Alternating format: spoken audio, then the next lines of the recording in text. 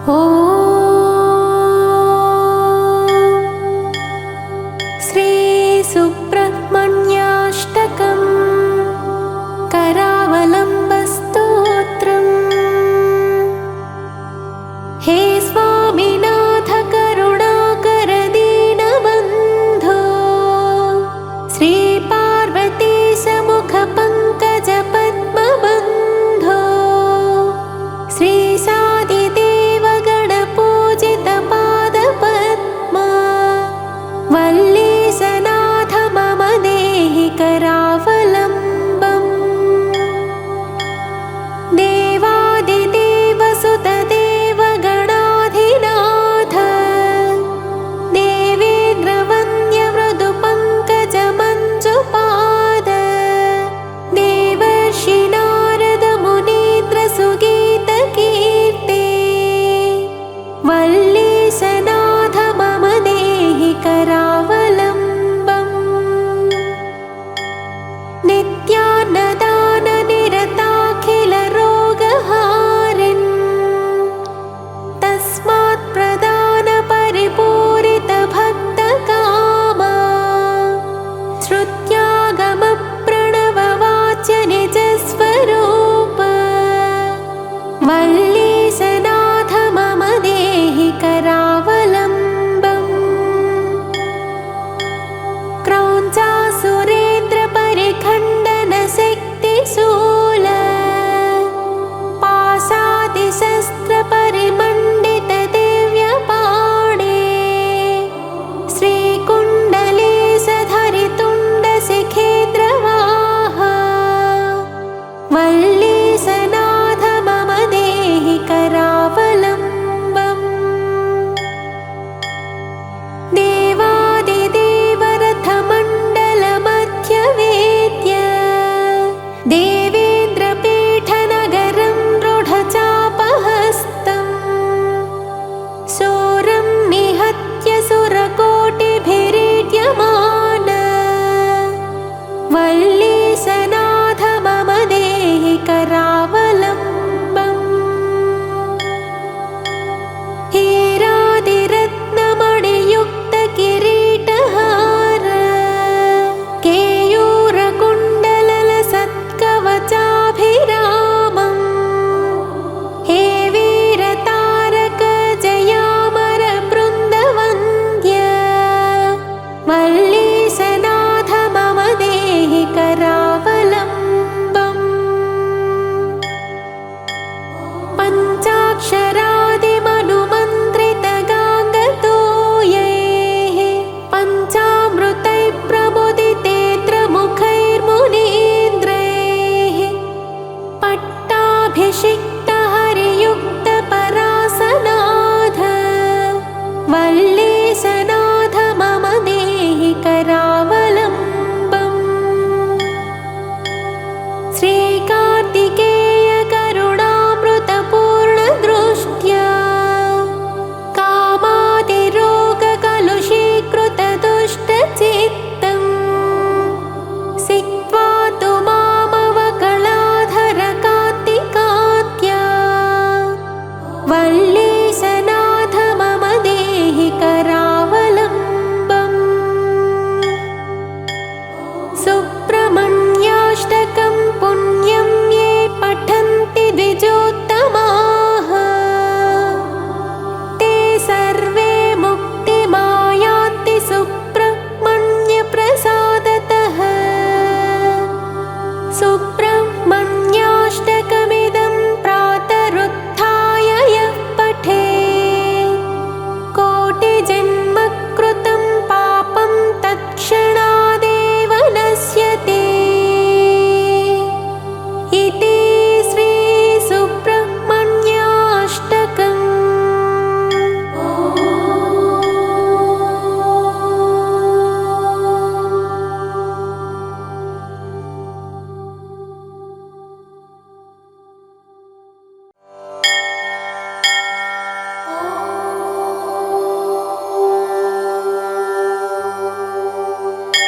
ऋषयो ऊचुः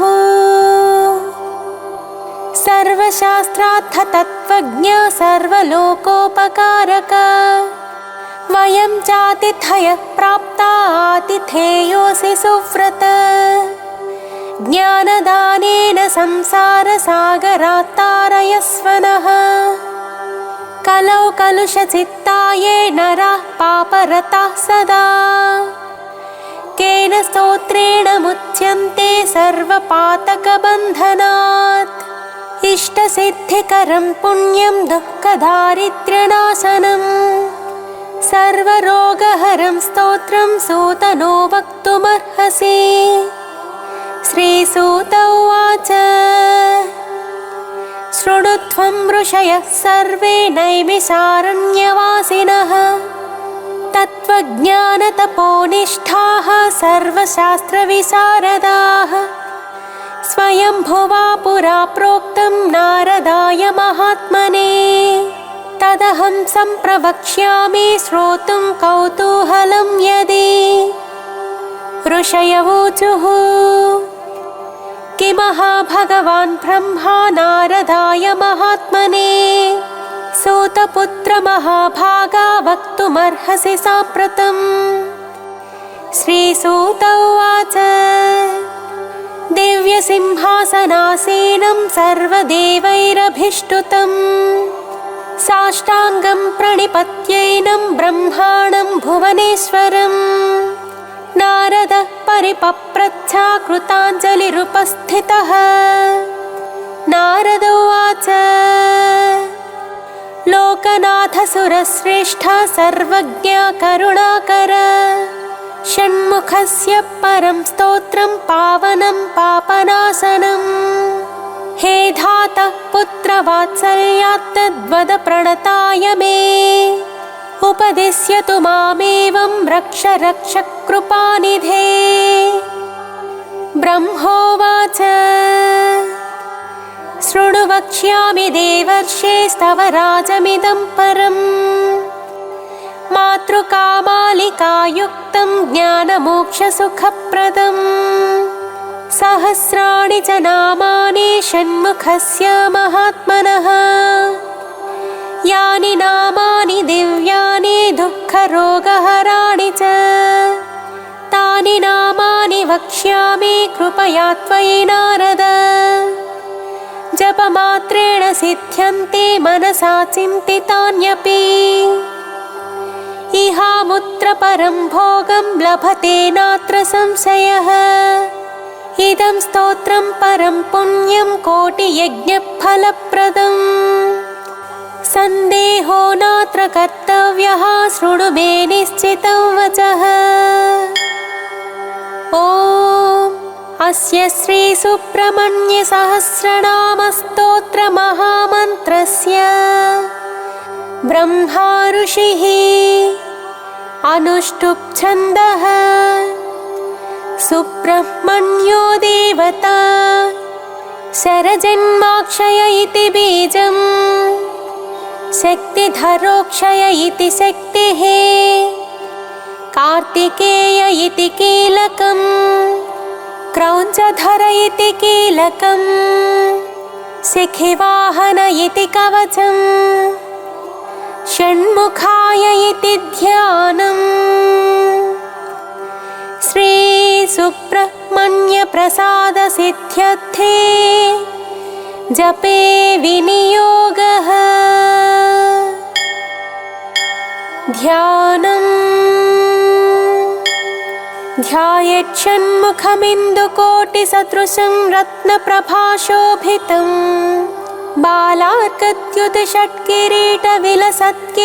बालार्कद्युतिषट्किरीटविलसत्केयूरहारान्वितं कर्णालम्बितकुण्डलप्रविलसत्कण्डस्थलाशोभितं काञ्चीकङ्कणकिङ्किणीरवयुतं शृङ्गारसारोदयम् ध्यायेदीप्सितसिद्धिदं शिवसुतं श्रीद्वादशाक्षं गुहम् खेटं कुक्कुटमङ्कुशं च वरदं पाशं धनुश्चक्रकम् वज्रं शक्तिमसिं च शूलमभयं दोर्भिधृतं षण्मुखं देवं चित्रमयूरवाहनगतं चित्राम्बरालङ्कृतम् अथ श्रीसुब्रह्मण्यसहस्रनामस्तोत्रम् अचिन्त्यशक्तिरनघस्त्वक्षोभ्यस्त्वपराजितः अनाथवत्सलो मेघस्त्वशोकोऽप्यचरो भयः अत्युदारो ह्यगहरस्त्वग्रगण्यो द्विजासुतः अनन्तमहिमापारोऽनन्तसौख्यप्रदो व्ययः अनन्तमोक्षदो नादिरप्रमेयोऽक्षरोच्युतः अकल्मषोऽभिरामोऽग्रधुर्यश्चामितविक्रमः अनाथनाथो ह्यमलो ह्यप्रमत्तो मरप्रभुः अरिन्दमोऽखिलाधारस्त्वणिमादिगुणोऽग्रणीः अचञ्चलो मरस्तुत्यो ह्यकलङ्कोऽमितासनः अग्निभोरणवद्याङ्गो ह्युद्भुतो भीष्टदायकः अतीन्द्रियो प्रमेयात्मा ह्युद्धृस्यो व्यक्तलक्षणः आपद्विनाशकस्त्वार्याढ्यागमसंस्तुतः आत्तसंरक्षणस्वाध्य आनन्दस्त्वार्यसेवितः आश्रितेष्टार्थवरदानन्द्यात्तफलप्रदः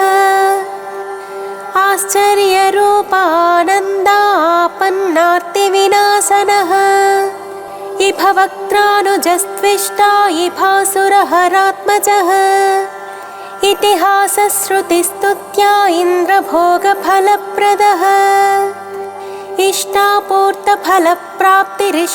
इष्टापूर्तफलप्राप्तिरिष्टेष्टवरदायकः इहामुत्रेष्टफलदा इष्टदस्त्विन्द्रवन्दितः ईडनेयस्त्वेषपुत्रा ईप्सितार्थप्रदायकः एति भीतिहरश्चेट्या ईषणात्रयवच्चितः उदारकीर्तिरुद्योगे चोत्कृष्टोरुपराक्रमः उत्कृष्टशक्तिरुत्साहा उदारश्चोत्सवप्रियः उज्जृम्भवुद्भवश्चोग्रावुदग्रश्चोग्रलोचनः उन्मत्त उग्रशमना उद्वेगग्नोरगेश्वरः उरुप्रभावश्चोदीर्णा उमापुत्र उदारधीः ऊध्वरेतस्तुतस्तोध्वा गतिदस्तो च पालकः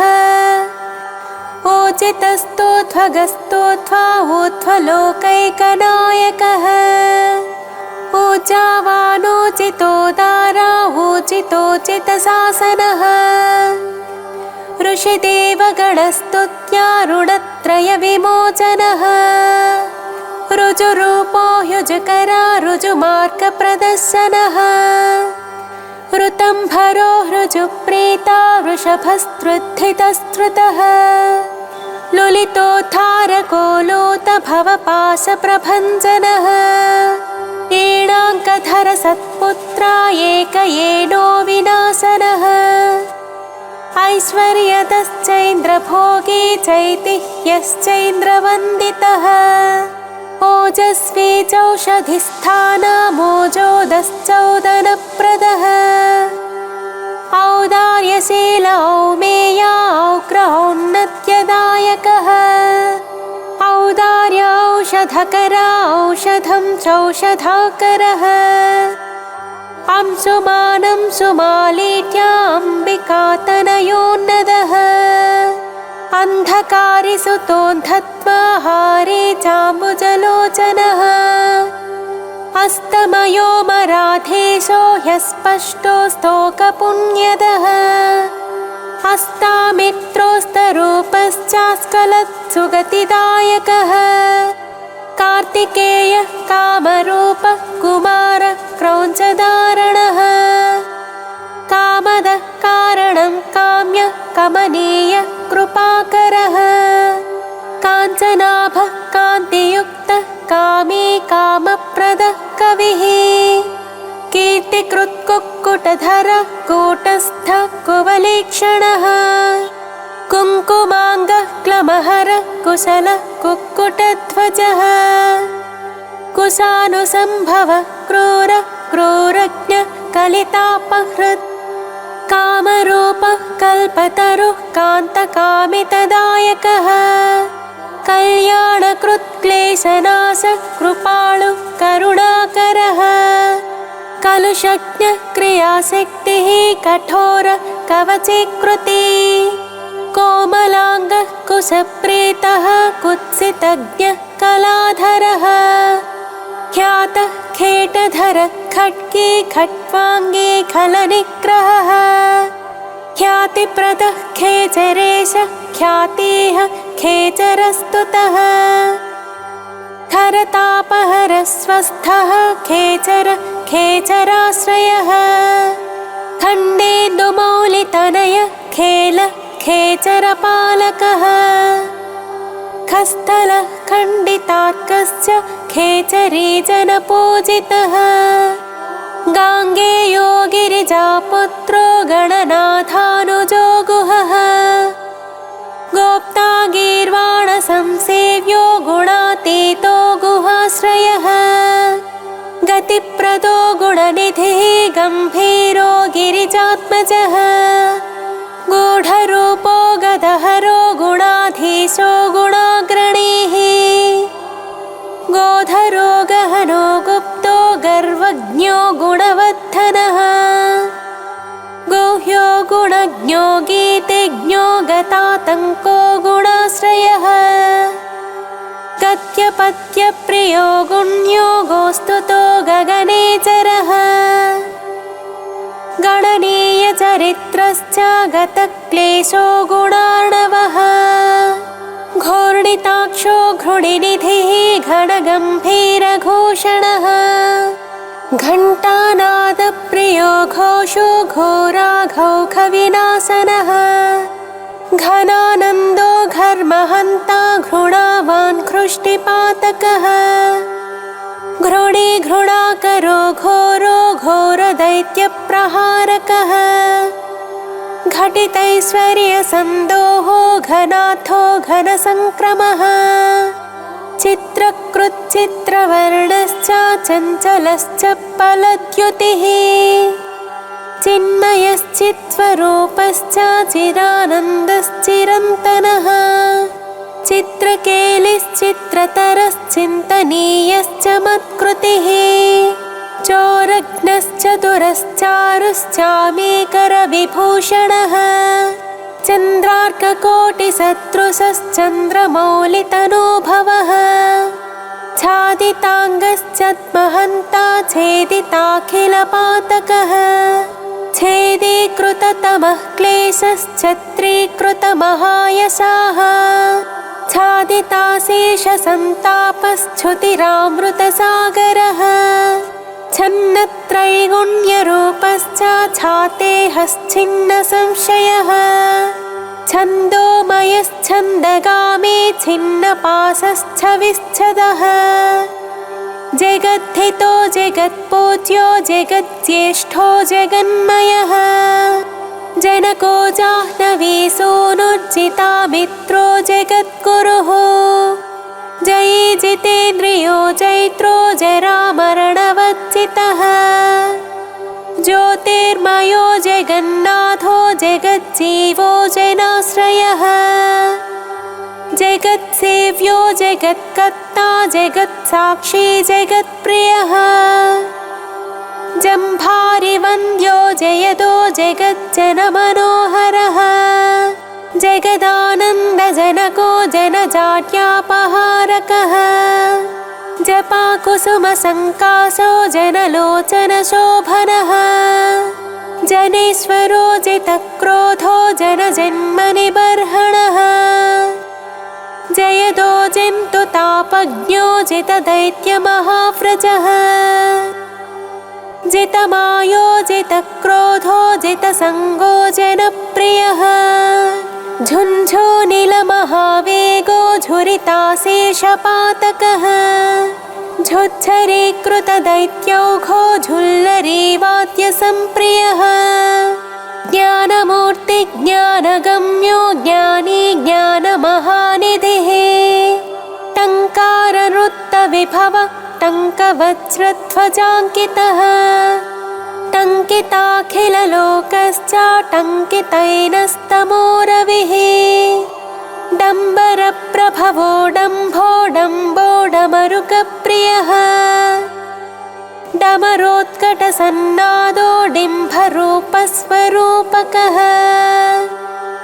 धक्कानादप्रीतिकरो ढालितासुरसङ्कुलः धौकितामरसन्दोहो ढुण्ढिविघ्नेश्वरानुजः तत्त्वज्ञस्तत्त्वगस्तीव्रस्तपोरूपस्तपोमयः त्रयीमयस्त्रिकालज्ञस्त्रिमूर्तिस्त्रिगुणात्मकः त्रिदशेषस्तारकारिस्तापज्ञस्तापसप्रियः तुष्टिदस्तुष्टिकृत्तीक्ष्णस्तपोरूपस्त्रिकालवित् स्तोतास्तव्यस्तव प्रीतस्तुतिस्तोत्रं स्तुतिप्रियः स्थितस्थायी स्थापकश्च स्थूलसूक्ष्मप्रदर्शकः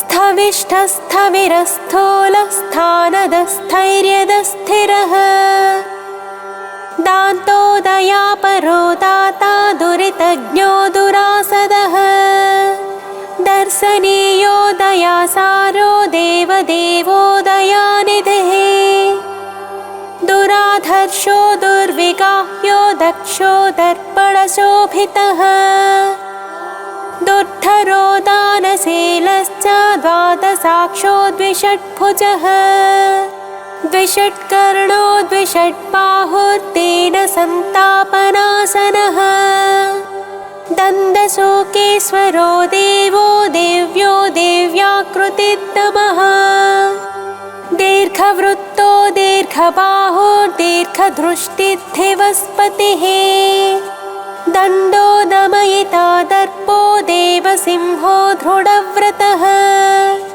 दुर्लभो दुर्गमो दीप्तो दुष्प्रेक्ष्यो दिव्यमण्डनः दुरोदरज्ञो दुःखज्ञो दुरारिज्ञो दिशाम्पतिः दुर्जयो देवसेनेशो दुर्ज्ञेयो दुरतिक्रमः दम्भो दृप्तश्च देवर्षिदैवज्ञो दैवचिन्तकः धुरन्धरो धर्मपरो धनदो धृतिवर्धनः धर्मेशो धर्मशास्त्रज्ञो धन्वी धर्मपरायणः धनाध्यक्षो धनपति धृतिमान् धूतकल्भिषः धर्महेतुर्धर्मशूरो धर्मकृद्धर्मविध्रुवः धाता धीमान् धर्मचारी धन्यो धुर्यो धृतव्रतः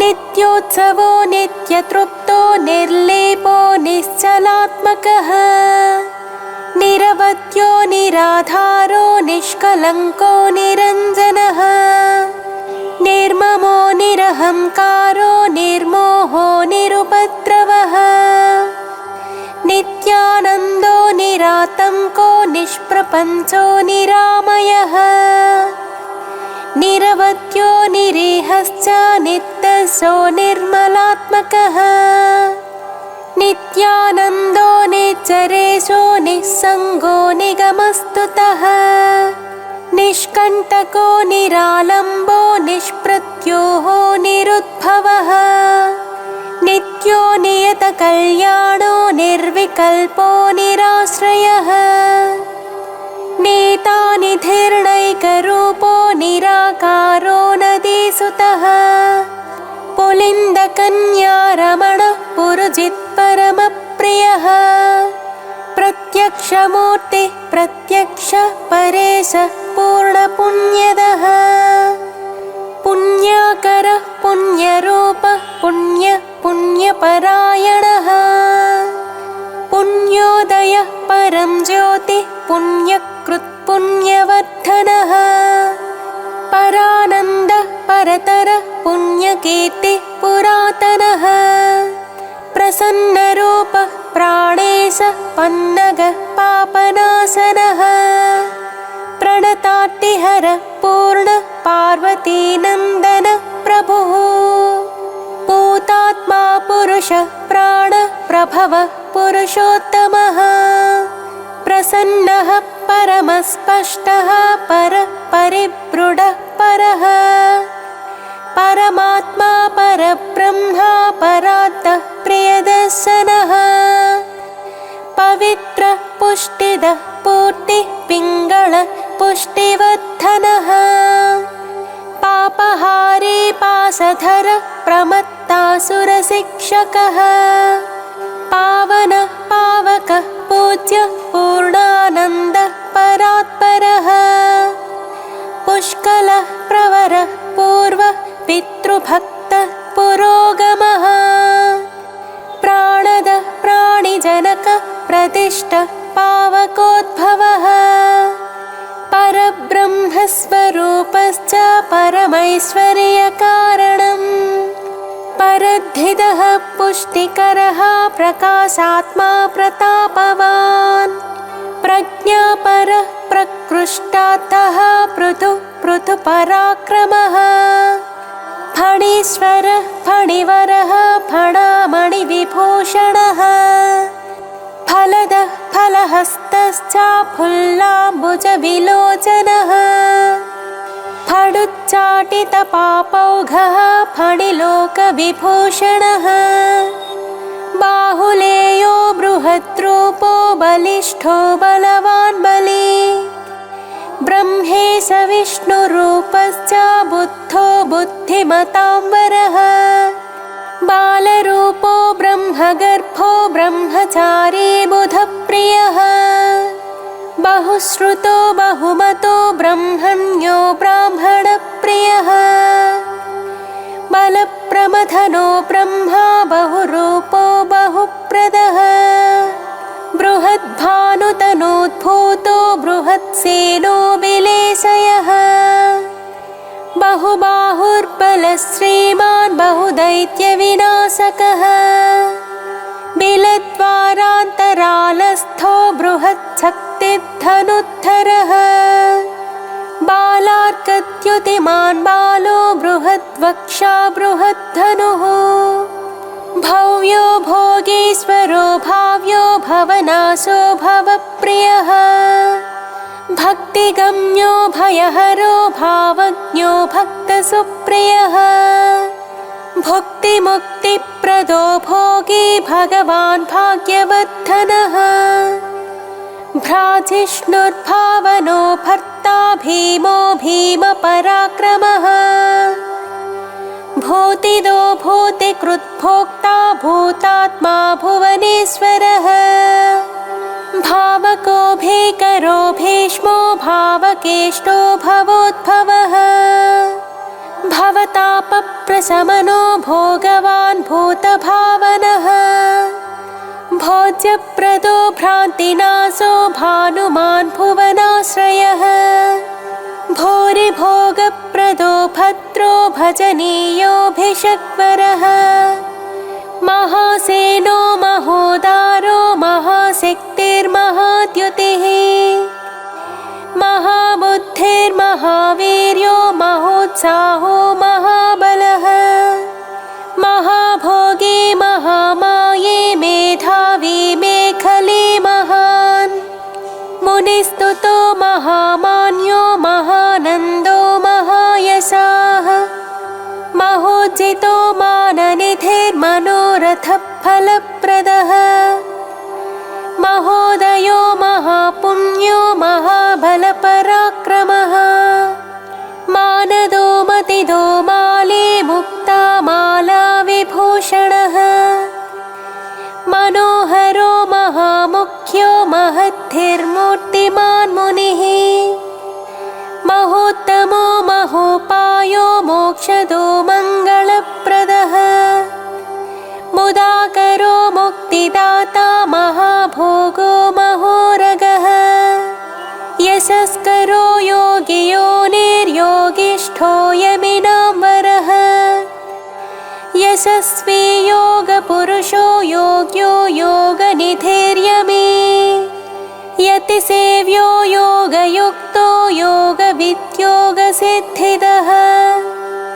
यन्त्रो यन्त्रे च यन्त्रज्ञो यन्त्रवान् यन्त्रवाहकः यातनारहितो योगी योगीशो योगिनां वरः रमणीयो रम्यरूपो रसज्ञो रसभावनः रञ्जनो रञ्जितो रागी रुचिरो रुद्रसम्भवः रणप्रियो रणोदारो रागद्वेषविनाशनः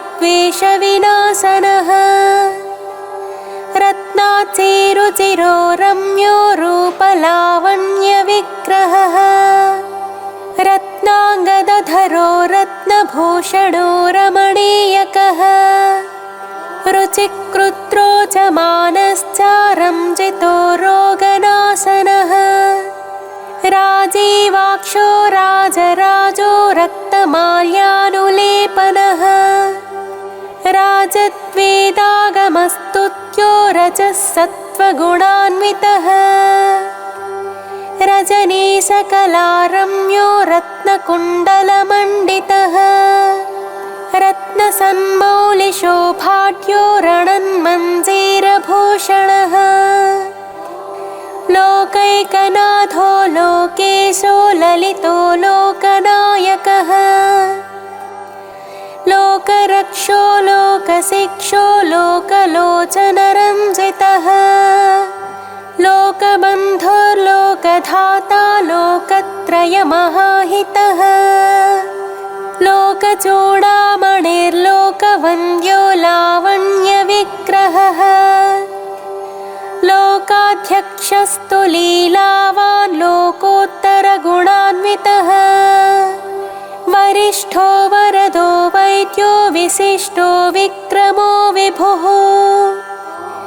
विबुधाग्रचरो वस्यो विकल्पपरिवर्जितः विपासो विगतातङ्को विचित्राङ्गो विरोचनः विद्याधरो विशुद्धात्मा वेदाङ्गो विबुधप्रियः वचस्करो व्यापकश्च विज्ञानी विनयान्वितः विद्वत्तमो विरोधिज्ञो वीरो विगतरागवान् वीतभावो विनीतात्मा वेदगर्भो वसुप्रदः विश्वदीप्तिर्विशालाक्षो विजितात्मा विभावनः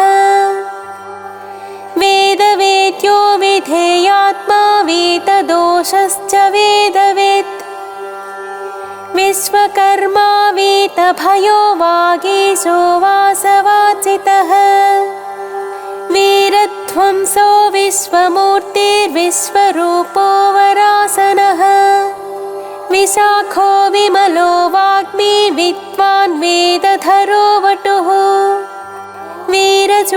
वीरचूडामणिर्वीरो विद्येशो विबुधाश्रयः विजये विनये वेत्ता वरीयान् विरजावसुः वीरज्ञो विश्वरो वेद्यो वेगवान् वीर्यवान् वशी वरशीलो वरगुणो विशोको वज्रधारकः शरजन्मा शक्तिधरः शत्रुघ्नः शिखिवाहनः श्रीमान् शिष्टः शुचिः शुद्धः शाश्वतः श्रुतिसागरः शरण्यः शुभदः शर्मा शिष्टेष्टः शुभलक्षणः शान्तः शूलधरः श्रेष्ठः शुद्धात्मा शङ्करः शिवः शितिकण्ठात्मजः शूरः शान्तिदः शोकनाशनः षण्मातुरः षण्मुखश्च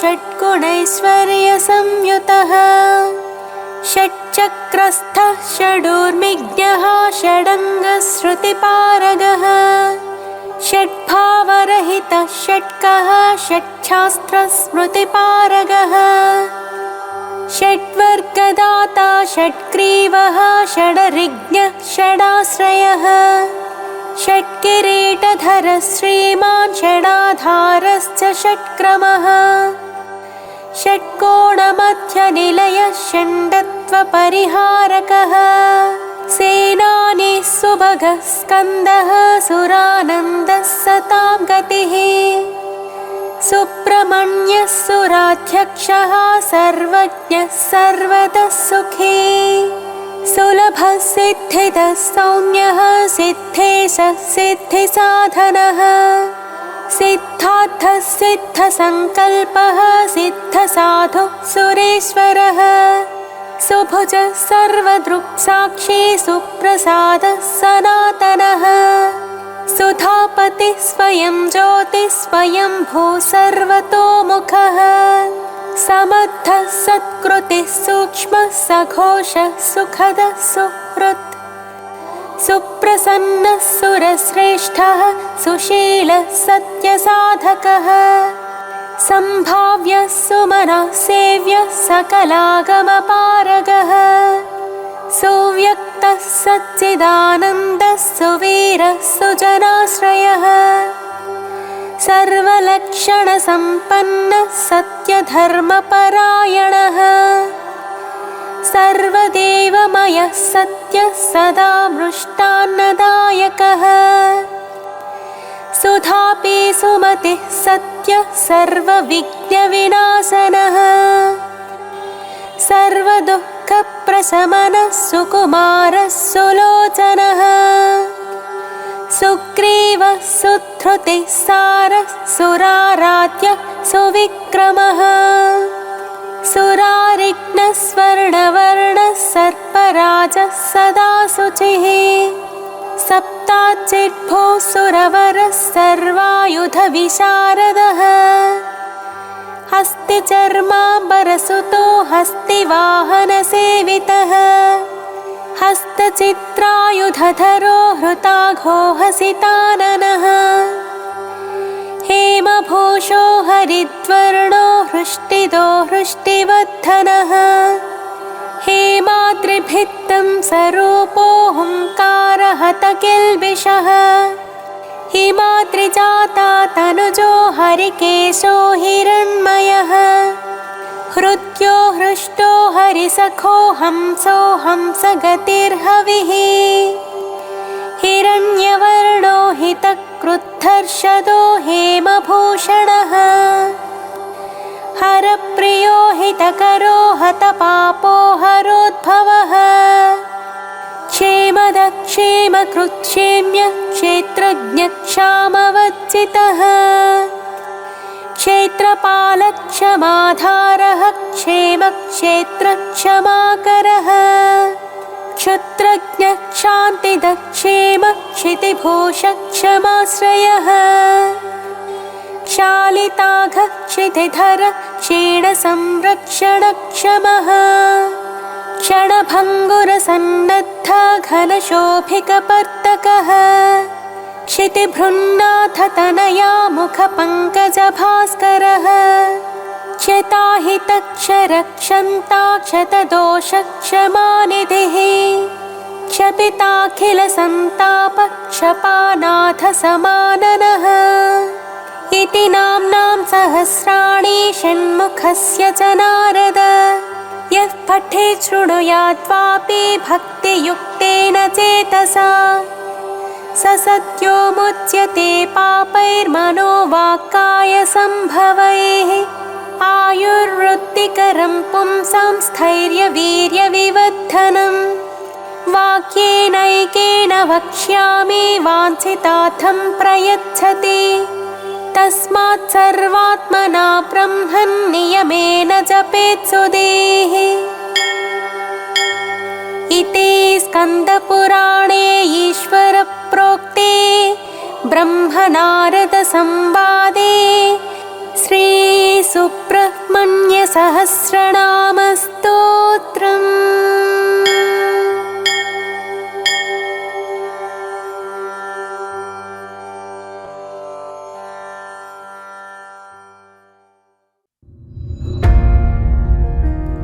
सदा बालरूपापि विज्ञात्रिहन्त्री महादन्ति वक्त्रापि पञ्चास्य मान्या विधीन्द्रादिमृग्या गणेशा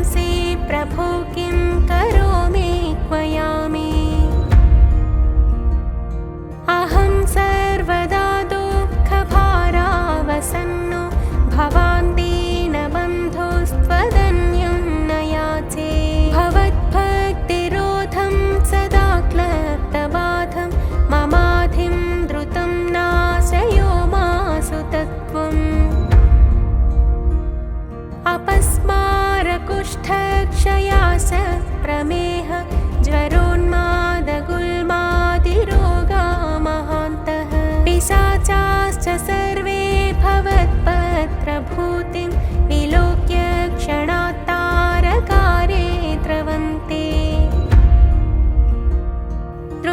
दृशिस्कन्दमूर्ते श्रुतौ स्कन्दकीर्ति मुखे मे पवित्रं सदा तच्चरित्रं करे तस्य कृत्यं वपुस्तस्य भृत्यं गुहे सन्तु लीना ममाशेषभावाः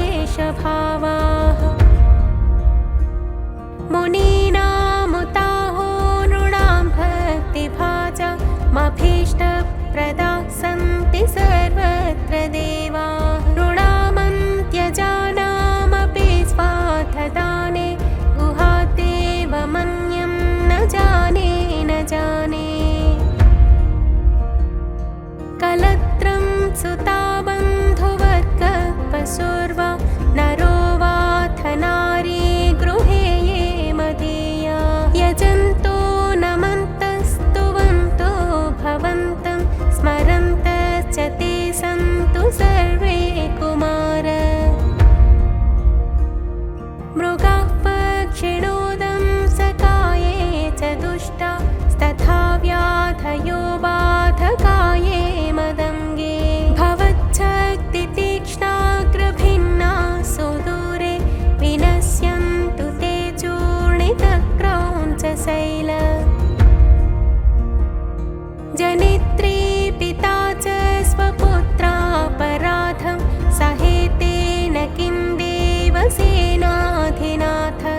अहं चातिबालो भवान् लोकतात क्षमस्वापराधं समस्तं महेश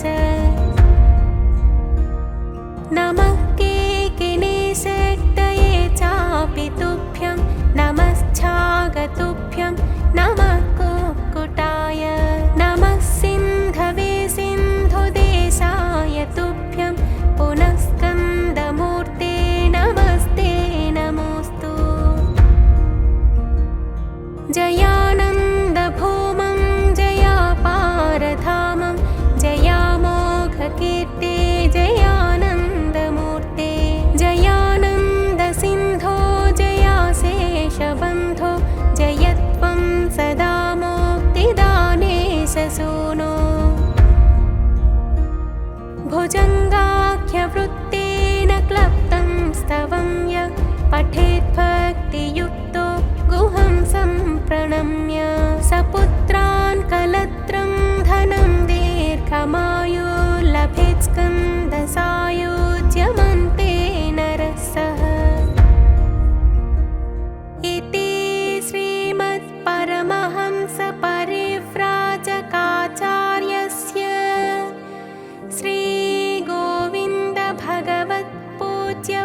श्रीगोविन्दभगवत्पूज्यपादशिष्यस्य श्रीमच्छङ्करभगवतः कृतौ श्रीसुब्रह्मण्यभुजङ्गम्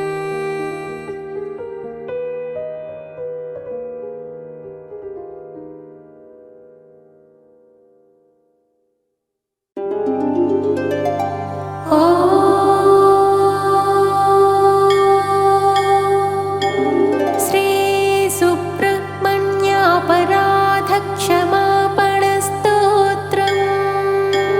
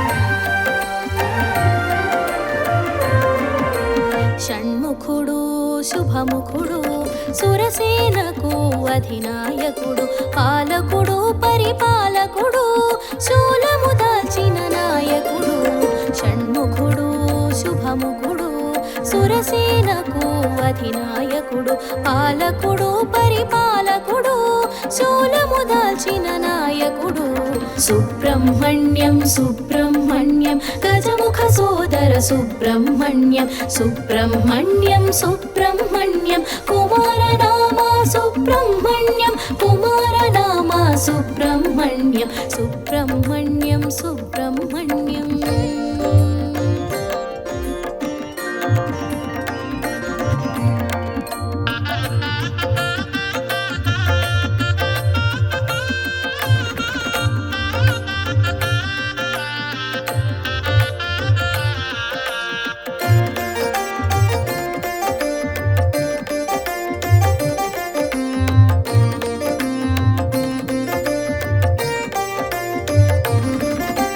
విశ్వతేజస్సు విరియంగా విశ్వవ్యాప్తమై వెలిగేను క్రౌంచగిరిపై వసించి కన్నుల కాంతులు నింపేను శివతేజమున తెలిసేను రెల్లు పొదలలో విరిసేను శివతేజమున తెలిసేను రెల్లు పొదలలో విరిసేను పల్లెము దాల్చి నిలిచేను భగంగేయునిగా పెరిగేను షణ్ముఖుడు శుభముఖుడు సురసేనకు అధినాయకుడు పాలకుడు పరిపాలకుడు శూలము దాల్చిన నాయకుడు సుబ్రహ్మణ్యం సుబ్రహ్మణ్యం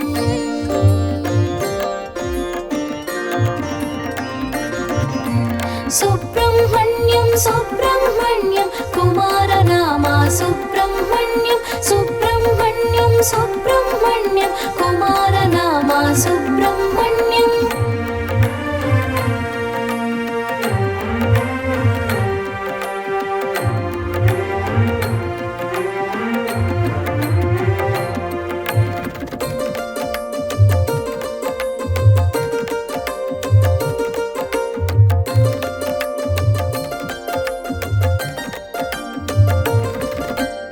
అగ్నిపుత్రునిగా తెలిసేను అగ్నిశిఖలో మెరిసేను శిఖి వాహనము అందేను శిఖరాగ్రమున వెలిగేను ఓంకారార్థము వివరించి శివునికి గురువై నిలిచేను ఓంకారార్థము వివరించి శివునికి గురువై నిలిచేను కృత్తిక క్షీరం పానము చేసి కార్తికేయుడై తెలిసేను షణ్ముఖుడు శుభముఖుడు సురసేనకు అధినాయకుడు పాలకుడు పరిపాలకుడు శూలము దాల్చిన నాయకుడు సుబ్రహ్మణ్యం సుబ్రహ్మణ్యం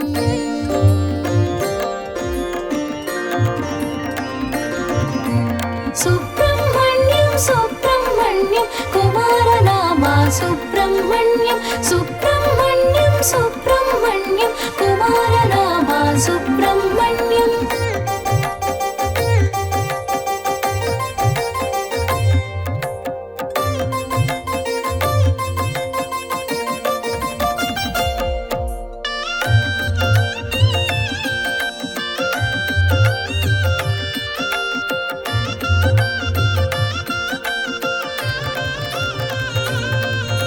స్కందనామాన మెరిసేను శివగంగల ఫలముగ కలిగేను కుమారనామాన కూడేను స్వామి నామాన శోభించేను తారకాసురుని తుదముట్టించి సురముని క్షోభను తీర్చేను తారకాసురుని తుదముట్టించి సురముని క్షోభను తీర్చేను శక్తిధరునిగా భాసించి ముక్తి ప్రదాతగా మెరిసేను షణ్ముఖుడు శుభముఖుడు సురసేనకు అధినాయకుడు పాలకుడు పరిపాలకుడు శూలము దాల్చిన నాయకుడు సుబ్రహ్మణ్యం సుబ్రహ్మణ్యం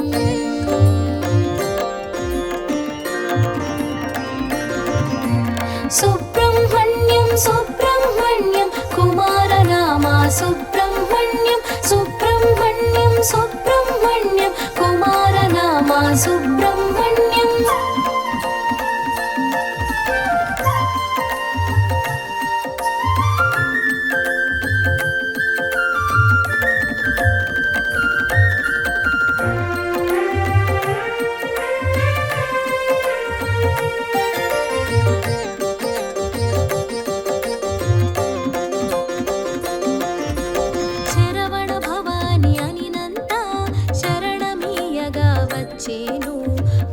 భయహరణము చేసేను, నిజ భక్తికి రక్షణ నొసగేను.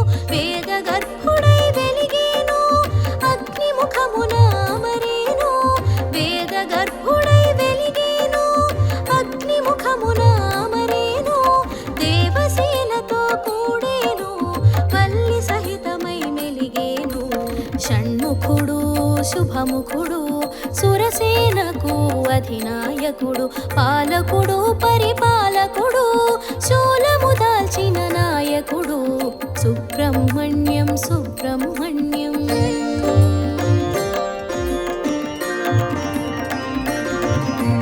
సుబ్రహ్మణ్యం సుబ్రహ్మణ్యం కుమారనామ సుబ్రహ్మణ్యం. సుబ్రహ్మణ్యం సుబ్రహ్మణ్యం కుమారనామ సుబ్రహ్మణ్యం.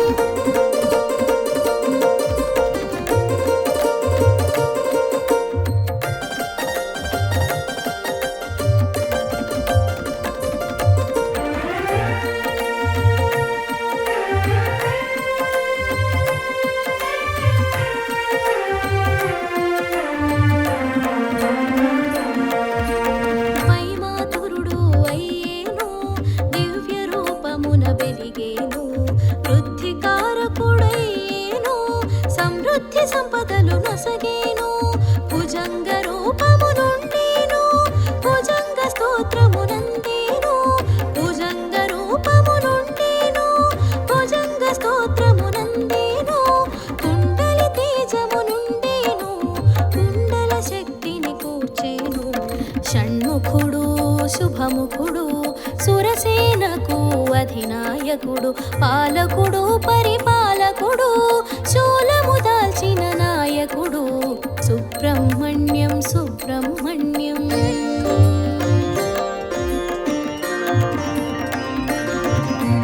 సుబ్రహ్మణ్యం సుబ్రహ్మణ్యం కుమారనామ సుబ్రహ్మణ్యం. సుబ్రహ్మణ్యం సుబ్రహ్మణ్యం కుమారనామ సుబ్రహ్మణ్యం.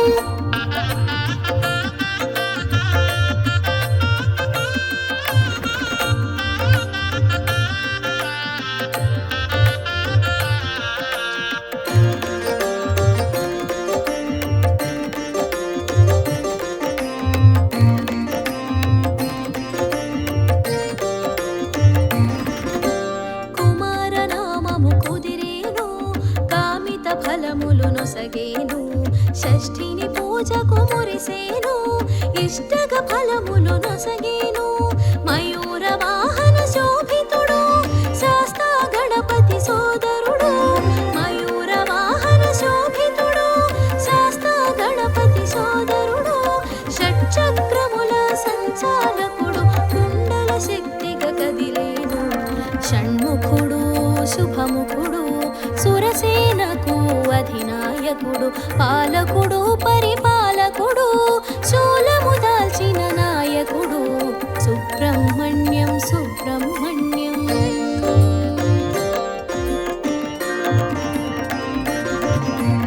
సుబ్రహ్మణ్యం సుబ్రహ్మణ్యం కుమారనామ సుబ్రహ్మణ్యం. సుబ్రహ్మణ్యం సుబ్రహ్మణ్యం కుమారనామ సుబ్రహ్మణ్యం.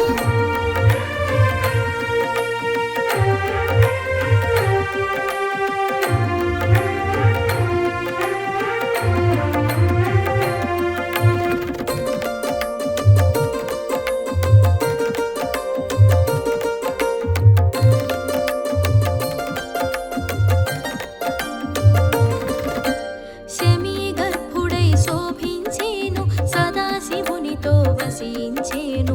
బ్రహ్మచారిగా భాషించేను, బ్రాహ్మణ్య కీర్తిని పడసేను. కుమారనామ పూజితుడు, గురువుగా వెలిగిన ఘనుడు. కుమారనామ పూజితుడు, గురువుగా వెలిగిన ఘనుడు. స్కందానిన స్పందించేను, కరము జోడిన కరుణించేను. షణ్ముఖుడు శుభముఖుడు, సురసేనకు అధినాయకుడు. పాలకుడు పరిపాలకుడు, శూలము దాల్చిన నాయకుడు. సుబ్రహ్మణ్యం సుబ్రహ్మణ్యం.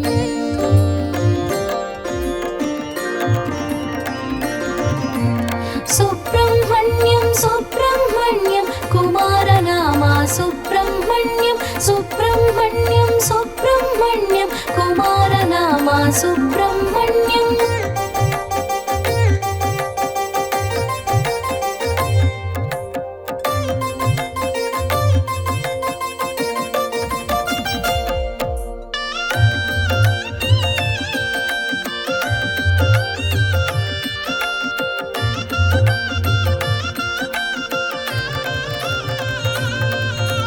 విష్ణుతత్వమున విరిసేను యజ్ఞ పురుషునిగా తెలిసేను ధర్మపక్షాన పోరున నిలచి విజయము కూర్చగా చేరేను తంత్రశాస్త్రమును తెలియగా చేసి మంత్రశక్తిగా మననాన తెలిసి తంత్రశాస్త్రమును తెలియగా చేసి మంత్రశక్తిగా మననాన తెలిసి సర్వ విద్యలా శోభించేను శుభకరమూర్తిగా మసలేను షణ్ముఖుడు శుభముఖుడు సురసేనకు అధినాయకుడు పాలకుడు పరిపాలకుడు శూలము దాల్చిన నాయకుడు సుబ్రహ్మణ్యం సుబ్రహ్మణ్యం.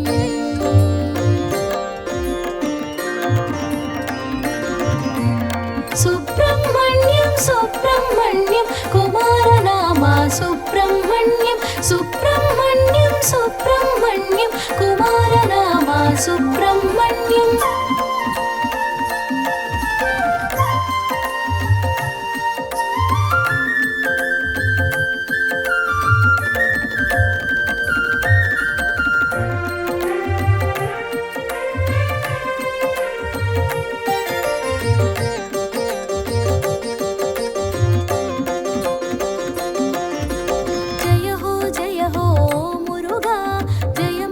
సగే శ్రీ మురుగా జ్ఞాన ప్రదాత జయ మురుగా జ్ఞానము నీవే ఓ మురుగా జయ మంగళం సుబ్రహ్మణ్యానికి మంగళం జయ మంగళం సుబ్రహ్మణ్యానికి మంగళం సురసేనాధ్యక్షునకు మంగళం ఈశ్వర శక్తికి జయ మంగళం షణ్ముఖుడు శుభముఖుడు సురసేనకు అధినాయకుడు పాలకుడు పరిపాలకుడు శూలము దాల్చిన నాయకుడు సుబ్రహ్మణ్యం సుబ్రహ్మణ్యం.